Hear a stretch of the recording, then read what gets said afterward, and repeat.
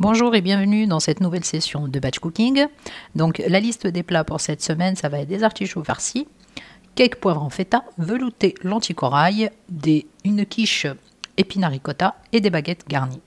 Donc on commence, je mets l'huile, mes ingrédients, je fais saisir un petit peu, je rajoute mes lentilles, mon assaisonnement, je couvre avec du bouillon de légumes ou de l'eau et je laisse cuire pendant 30 minutes.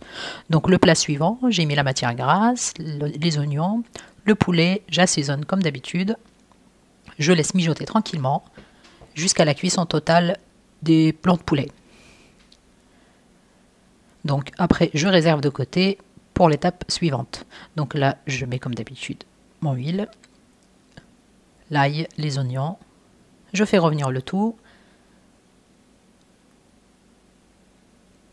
Après, je rajoute mes poivrons, je fais mijoter tranquillement. Il faut vraiment les saisir pour qu'ils changent de couleur. J'assaisonne. Je laisse cuire tranquillement pendant une dizaine de minutes sans rajouter d'eau. Le plat suivant, comme d'hab, la matière grasse, les oignons, l'ail. Je mélange, je rajoute mes épinards, un peu de persil. Vous pouvez rajouter de la blette si vous souhaitez. J'assaisonne et je laisse réduire pendant une quinzaine de minutes jusqu'à ce qu'il n'y ait plus d'eau en fait dedans. Donc là, mes poivrons sont prêts. Je les réserve de côté et je passe au plat suivant. Comme d'habitude, les mêmes étapes. Concentré de tomates. Donc là, je suis en train de préparer la sauce dans laquelle vont cuire mes artichauts farcis. Donc l'assaisonnement. Après, je couvre avec un verre d'eau, un grand verre d'eau. En attendant, je laisse cuire, en attendant que je prépare mes artichauts.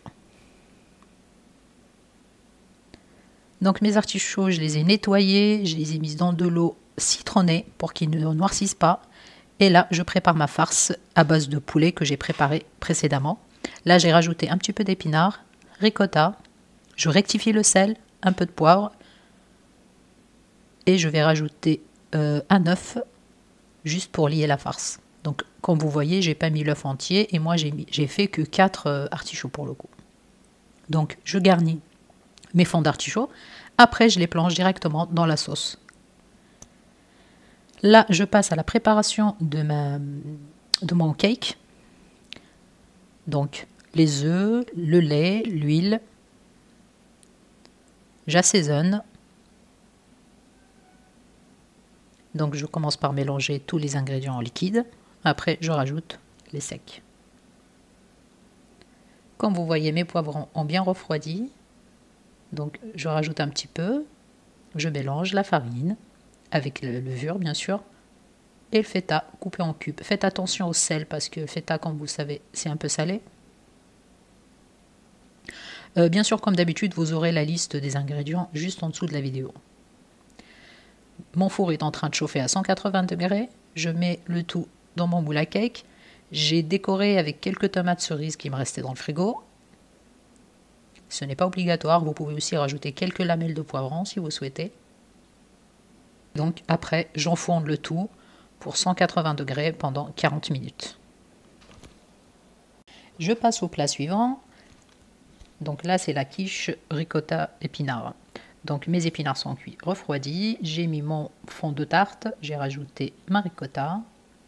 J'assaisonne, je rectifie bien sûr. Un petit peu de noix de muscade. Donc je tapisse le fond de tarte avec ma préparation et par-dessus, je vais rajouter mon appareil à base d'œufs, crème liquide et un petit peu de noix de muscade. Vous pouvez rajouter un petit peu de fromage râpé par-dessus après. C'est comme vous souhaitez. Et j'enfourne pendant 30 minutes au four à 180 degrés. Donc ça sera enfourné en même temps que mon cake.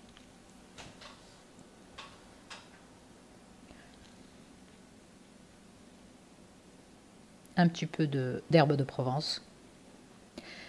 La dernière recette, c'est les baguettes garnies. Donc moi, j'ai pris des baguettes mi-cuites que j'ai achetées au commerce. J'ai rajouté pour la garniture les poivrons, le reste de poulet et le reste d'épinards. Donc tout ce qui me restait des précédentes recettes, je vais les utiliser pour garnir mes baguettes. Donc je vide l'intérieur des baguettes, comme vous voyez. Dans un plateau qui passe au four, je positionne mes baguettes, un petit filet d'huile d'olive par-dessus, ma garniture, un petit peu de fromage râpé ou de la mozza ou ce que vous avez dans votre frigo. Ça peut être aussi un peu de camembert, un petit peu d'olive ou capre, faites attention au sel. Et ça passe au four au même temps que les précédents plats, donc cake et quiche, jusqu'à la cuisson totale des baguettes. Donc il faut compter à peu près une vingtaine de minutes, pas plus. Hein. Dès que les baguettes commencent à changer de couleur, c'est que c'est bon. Moi, j'ai rajouté par-dessus un petit peu, enfin une petite omelette. J'ai battu des œufs. Voilà, j'ai vraiment utilisé tout ce qui me restait dans le frigo. Donc c'est très bon pour accompagner une salade. Les enfants ont adoré. C'est rapide et très économique. Vous pouvez mettre tout et n'importe quoi dedans. Donc là, c'est quelques dés de mozza, un peu d'olive. Et c'est parti. Donc c'est vraiment le plat anti-gaspi par excellence. Donc là, tous les plats sont en train de cuire tranquillement. Ma soupe a fini. Donc vous pouvez rajouter un peu de crème liquide, sinon du lait de coco. Ça donne un goût excellent. Voilà, j'espère que les plats que je vous ai proposés vous ont plu. N'hésitez pas à commenter.